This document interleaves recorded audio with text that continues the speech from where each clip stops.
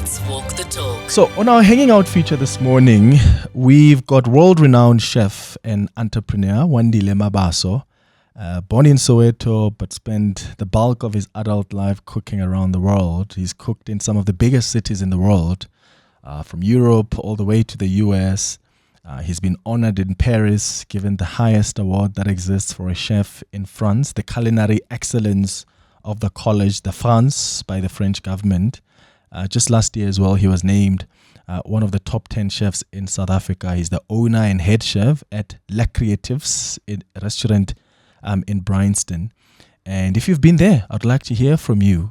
If you've interacted with Wandile, you can give us a call as well on 011-883-0702. He's hosted people like Gabriel Union at the restaurant, Deborah Cox, Kelly Rowland, the president, and he recently even cooked for the BRICS leaders during the BRICS summit. I've had the pleasure of going to the restaurant and I was just blown away. Thank you for making time for us, Wandile. Good morning. Morning, and finally I'm here. Yes, finally. Yes. You've got the most incredible restaurant, man.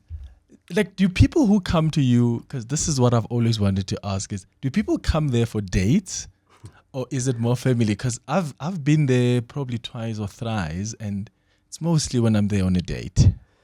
I mean, it's a combination of everything, and I think that's what's interesting about the restaurant. Yeah.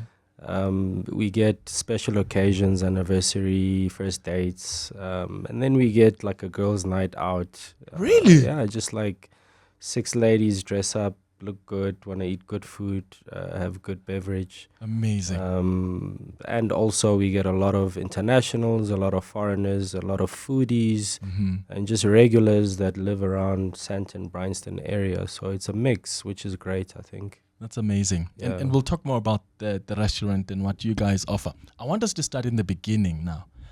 In Soweto, have you always liked cooking, like growing up? Yes, definitely. And I think I've probably said this a million times. Yeah.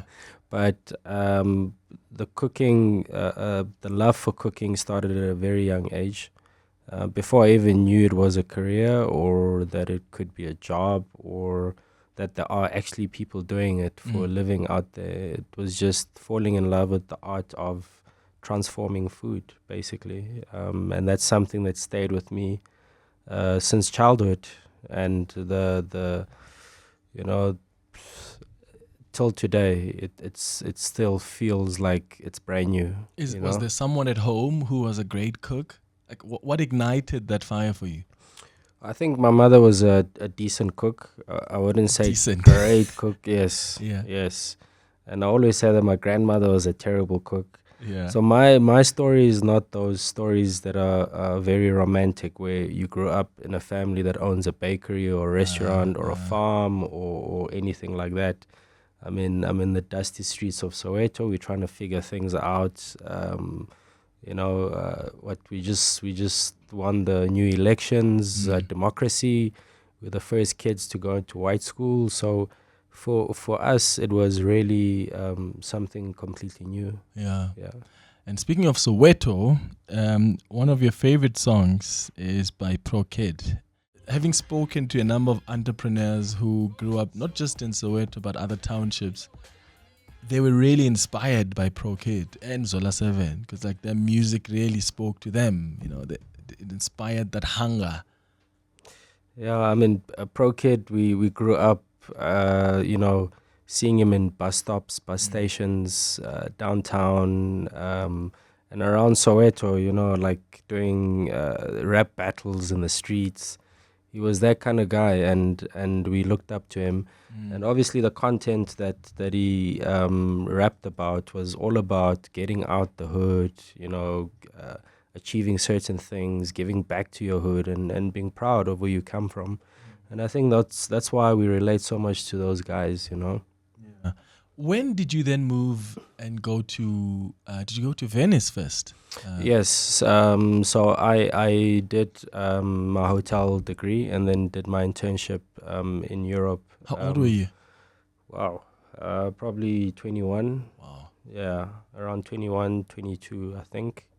Literally just after school. Mm-hmm. Well, I finished high school at 17 and went straight to hotel school and spent a year in Europe and then came back and then went to culinary school thereafter.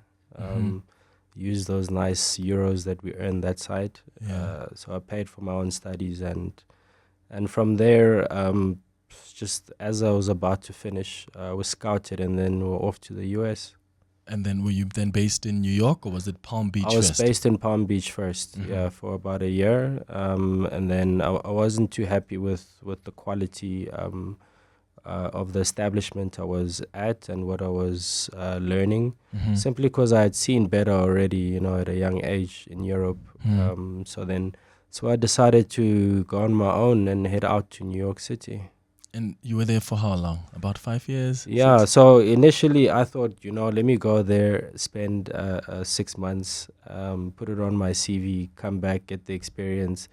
What was 6 months ended up being actually 5 years. Crazy. Yeah. And how was it there? I mean, what did you learn, and how did you enjoy New York? Were you all alone? I'm sure you would have made friends by now because you started in Florida. But what was the experience over the 5 years? Wow. So I often say, I came into New York a boy and I left a man. As simple as that. It was a lesson. It was a life lesson. A very tough city. Probably the toughest times of my life. Yeah. I didn't know anyone, so as a result, I had to literally stay in a hostel and walk from door to door looking for a job in New York City, like in the best French restaurant, because I aspired to work in or train in French cuisine, because that's, if you looked at all the top chefs that come from that background. And it was difficult. It was very difficult. And even after getting a job, the city was just so expensive that you just made enough money for rent, literally. I don't know how people survive in New York. Where were you based in New York?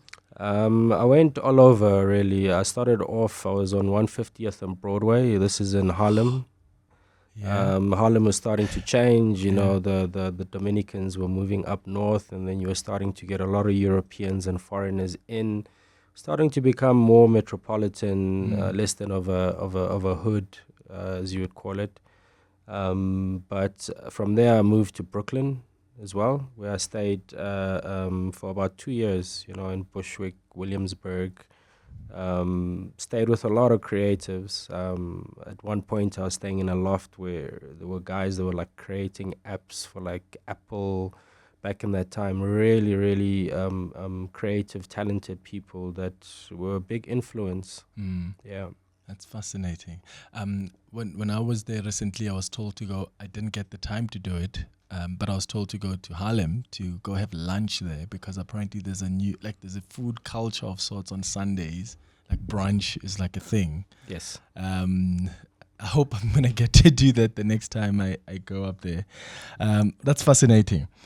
So I want you, because one thing I've realized about the food, even when I visited your restaurant, is how creative you are with your food, with the delivery as well.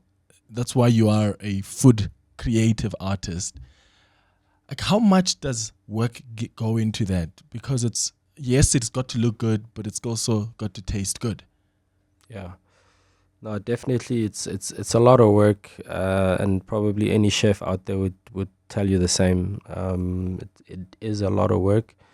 I mean, the first stage from it is really coming up with a concept and what story you're trying to tell, and what do you stand for, really. Is it sustainability? Is it farming? Is it farm to table? Are you championing your country's food or your own cultural food?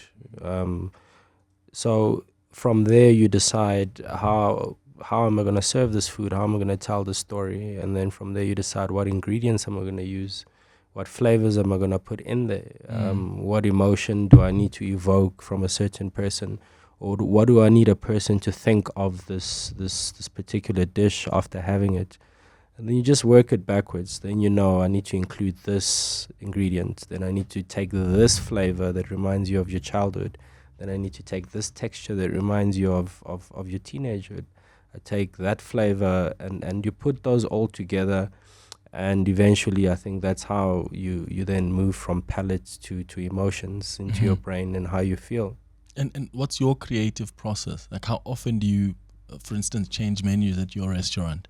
Very often. I always say Le Creative, and those that have experienced it, I don't think that Le Creative has opened yet.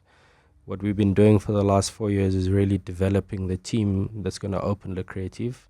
Wow. And developing a style of cooking and cuisine, and that's why we've changed so much in our food, is to find that palette that speaks to everyone but represents the country. So that's what we've been doing for the last 4 years, and I think in this coming year we're ready to really open Creative and show what we are capable of. But I would really keep a menu for 2 to 3 weeks. Sometimes I just wake up and feel like changing something on the menu, and that's done. And I think that's the nice part about being the chef owner as well. You don't have to get approval from anyone else. That helps with creativity. But I would work on the dish for 2 weeks up until I feel like I cannot take it further, and then I'd take it off the menu. We start the process again. Yeah, you are a creative. So what is South African food to you? Because, some people will argue that, because often people will talk about tribe, but you could argue that Chinese people actually have that more than we do. Pap, you can mention the Mexicans. Yeah. So what is it exactly about our food that is uniquely and authentically South African, in your view? So in general, worldwide, you could use, and there's places that will go as far as 40% where they would base it on ingredients, where a particular ingredient comes from this region and it represents this region. But other than that, really everything is something you can find anywhere. And there are indigenous ingredients, which is very important to highlight, but you find the ingredients everywhere. So with that being said, tripe is not something that we are the only ones eating. Like you said, the Chinese are, and there's like 1 billion of them. So you can imagine how much tripe they're consuming. We go back to braaiing, where we call our National Heritage Day, right? Braai Day. And for me, it's confusing because you get Americans that actually braai more than us and actually do it better than us, and have actually turned it into a form of art where they barbecue, they got their own sauces, they smoke it, they've turned it into something else. So it's a good question, but a tough one to answer. But if I would answer it, I'd say, cuisine is about the history and the culture of where you're from, not necessarily the ingredient. History and culture shapes the food that we consume. I mean, the French have dishes like beef bourguignon, which is cooked in red wine, and that was because of the war, and this was to preserve the food in alcohol, because you never know what's going to happen next week with your cattle and so on. And you go to Italian cuisine as well, things like risottos and pastas, which are peasant food, really. Those are cheap peasant food. And they've managed to turn them into iconic things. But they come from the war as well, where they had to make means work, where you put flour, egg together, and you just sprinkle cheese. That's it. Yeah. That's so interesting. And then today we see that as like fine dining, as part of fine dining. We need to figure out what our culture and history is, and instead of focusing on ingredients, because you can say vetkoek, makwenya, those kind of things are called beignets in France. They're eaten everywhere. It is not our food. So we should focus on the stories that got us to consume certain foods, the history. How did the Indians get here? We need to tap into Indian cuisine, which is a huge influence. Yeah. The English, the influence of the Malay coming here. We got the Cape Malay now in the Western Cape. And then you got our indigenous cultures, our Zulus, our Xhosas. And there's certain things in history and traditions that we did that are still unique to us. And that's what we should focus on. Is that knowledge still preserved, though? Not at all. right? Not at Because all. we need those people to tell us how were you doing things, because we've changed things to try and adjust to the English palate, also because of our context here. And I wonder if we still have that knowledge that's preserved, where we can go back to the beginning and really embrace how we used to do things and what we used to eat. Yeah, I mean, I bought a book about 3 years ago, which is the first. It's called the first cuisine history or culinary history on Earth, and it says it started off here at the cradle, which is not far, which makes sense, obviously, because they say that's where the first human beings were. Yes. So I guess human beings had to eat. I guess that's where everyone started eating. Yeah. But it's funny how now it's completely very far away from that. Even in Africa, it's as far as the Western Cape. There is no culture of food around this side. There's a lot of restaurants, there's a lot of eateries, but there is no culture of food. Yeah. What's your perception of fine dining? Because sometimes we get fascinated about the glitz and the glamour. Is luxury like authentic? Is that authenticity? And how do we define fine dining? What's the best way to experience fine dining? So it's a broad answer as well, where it's to each his own what fine dining is to you. But through my experience and my history, because I've worked in those high-end restaurants, I've worked in those restaurants where you got 8 courses, 10 courses, and you got like 100 waiters and sommeliers. So I really believe that less is more nowadays. Simplicity is better than anything. Authenticity, I think, is the new luxury. I think people that can afford these things and have wealth, it gets to a point where it's not about price.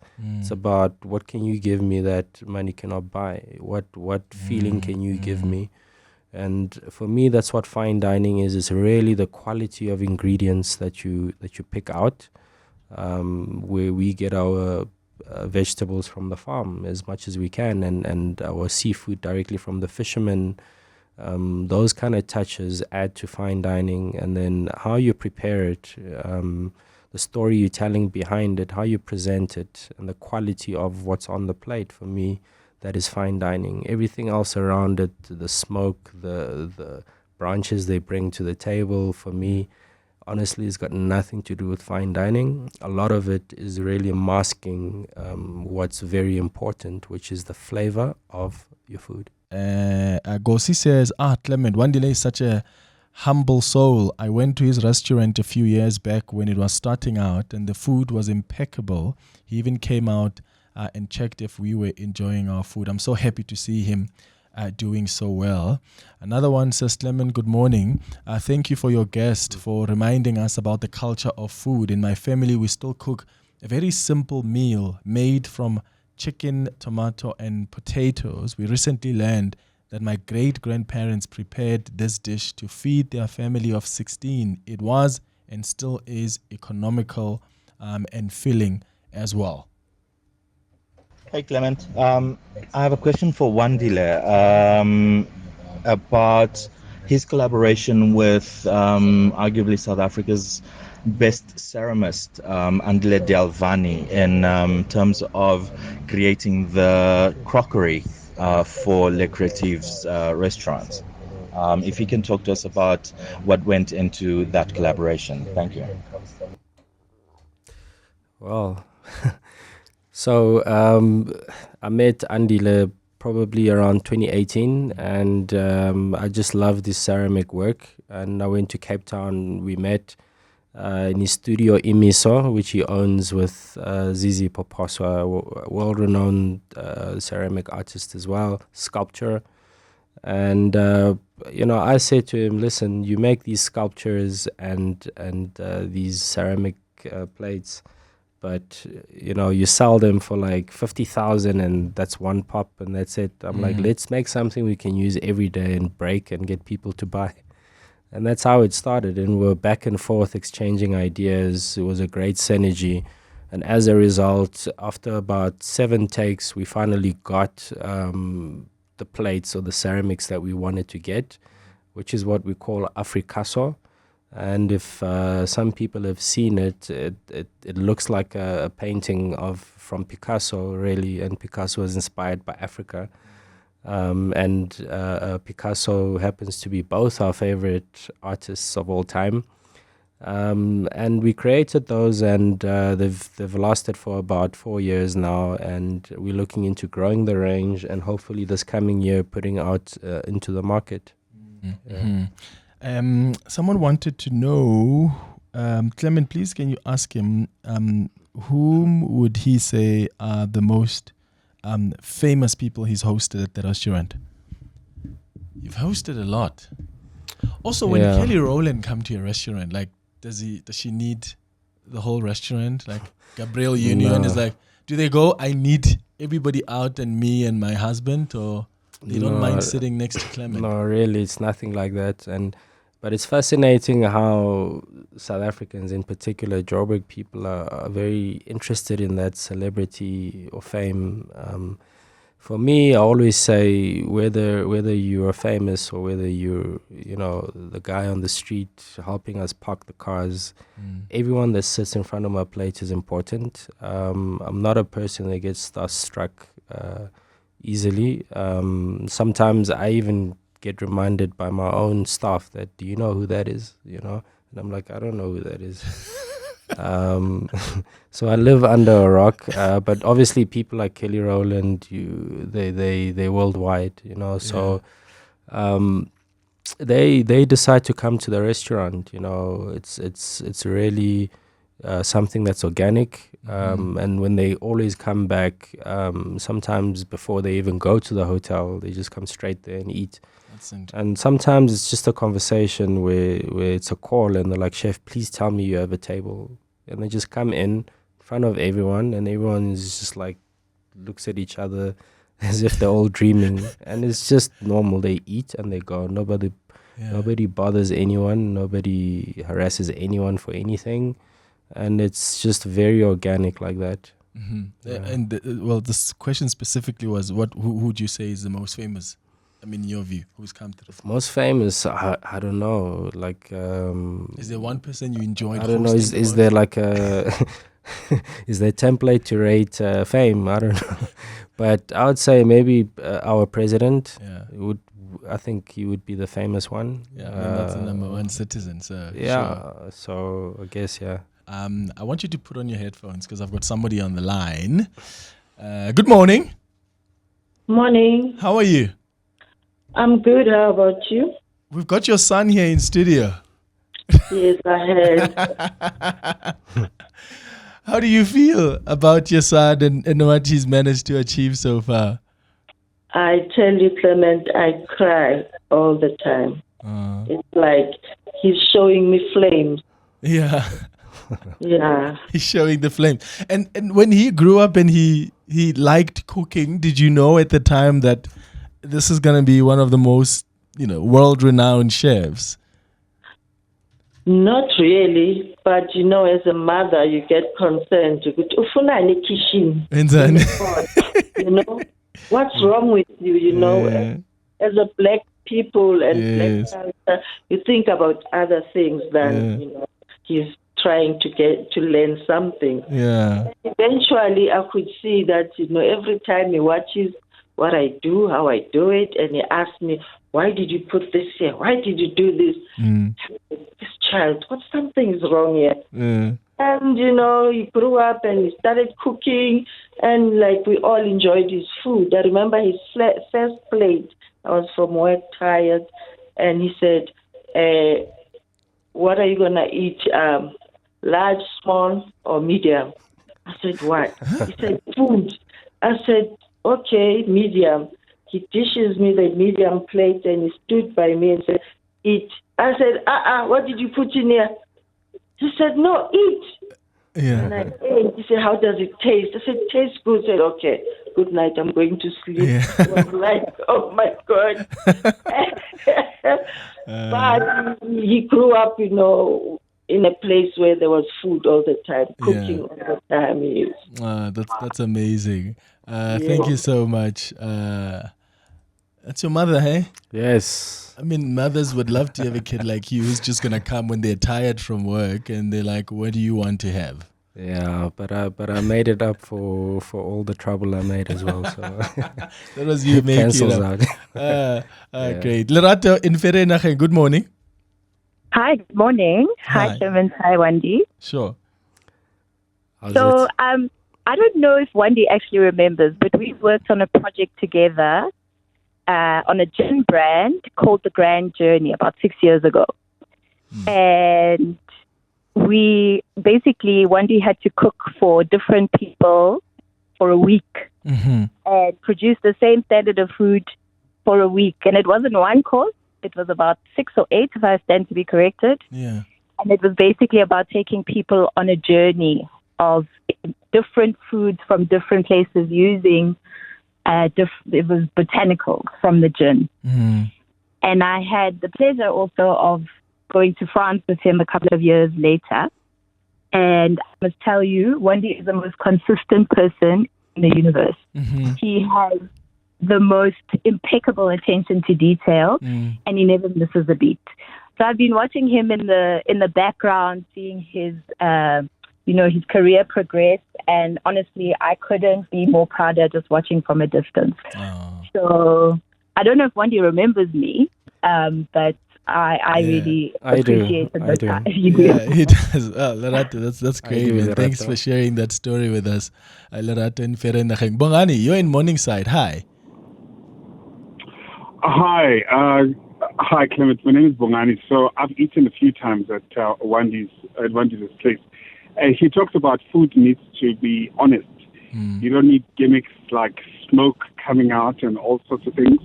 And that's what you experience at his restaurant. You know, the national flavor of meat, national flavor of all the ingredients he uses.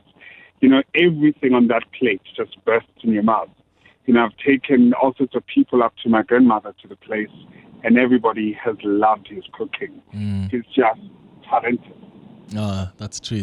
Bongani, thank you so much for your call. How's your booking? How in advance are you booked? Oh no, just on average, like on a normal week, on a normal month. I think the longest waiting period has been about 2 to 3 weeks. 2 to 3 weeks. Yeah, but I think from tomorrow we're sitting at a week and a half, probably. A week and a half. Yeah. Okay. Someone wanted to know, where's that question on the WhatsApp line? Hi, Clement. Please can you ask Wandile about whether or not his restaurant caters for vegans? Oh, yes. We love vegans. We love vegetarians as well. Okay. They're always neglected. So, about 70% of our food is actually vegetation as well. So we love vegetables. We cater vegans, vegetarians, gluten-free, every-free. And we're wrapping up our conversation. Oscar Machero says, Clement, good day, and regards to Wandile there. Last year, this time, I went to his restaurant for our 19th wedding anniversary, and with no prior recommendation, my wife and I, also in the food and catering industry ourselves, were blown away. The experience was one of a kind and cannot compare to any when it comes to wine and dine. Worth a visit. I recommend it anytime. No wonder booking is so essential. You get treated like pure royalty there. And then there was someone who wanted to know about your experience just as an entrepreneur starting Le Creative. How was that for you? I think I've heard you speak about how sometimes the gatekeepers, when you wanted to do stuff in Cape Town, the meetings you had to have. Yeah. Just share with us what that experience and why. Yeah, it was difficult and probably something I've never come across in my career or life, especially after cooking abroad for such a long time. And then you come back home and then all of a sudden you have to sort of get permission to start cooking. But those things, we overcame them. I think these are issues that you face in any industry, where there is that group of people that are running the show, and sometimes you have to get in on what they are doing to be accepted and to be given the opportunity. So it was very difficult, but I'm a person who's very independent, and I was thinking, screw that, I'm going to do what I want to do. And it was difficult starting Le Creative, but it's something that we did. Yeah. Yeah. What's next for Wandile? What's next? A lot of things are next. A lot of things are next. Like I said, we haven't opened Le Creative yet. It only starts next year. We've just been building the team and building the cuisine and really building the clientele. And I think we're gonna come out all guns blazing this coming year. I can't wait, man. Thank you so much for making time for us, man. Thank you. It's been a pleasure.